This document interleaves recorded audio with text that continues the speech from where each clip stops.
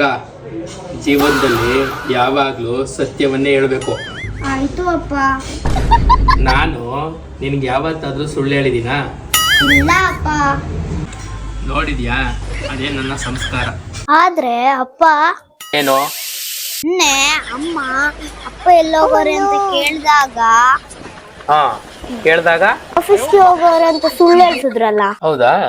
ಅದ್ರಲ್ಲಿ ಏನೈತೆ ತಪ್ಪು? ಇವತ್ತು ಮದ್ದು ಟಿಫಾನಿಸ್ ಅಲ್ಲಿ ನಮ್ಮ ಮ್ಯಾಮ್ ಜೊತೆ ದೋಸೆ ತಿಂತಿರ್ಲಿಲ್ವಾ? ಅಯ್ಯೋ, ಅದು ಅದು ಅಪ್ಪ, ನೀವು ನನಗ್ ಸುಳ್ಳು ಹೇಳ್ಬಾರ್ದು ಅಂತ ಬುದ್ಧಿ ಹೇಳ್ತೀರಾ? ಹೌದು, ಹೇಳ್ತೀನಿ. ಆದ್ರೆ ನೀವೇ ನನಗ್ ಸುಳ್ಳೆಲ್ಲ ಟ್ರೈನಿಂಗ್ ಕೊಡ್ತಾ ಇದ್ದೀರಾ.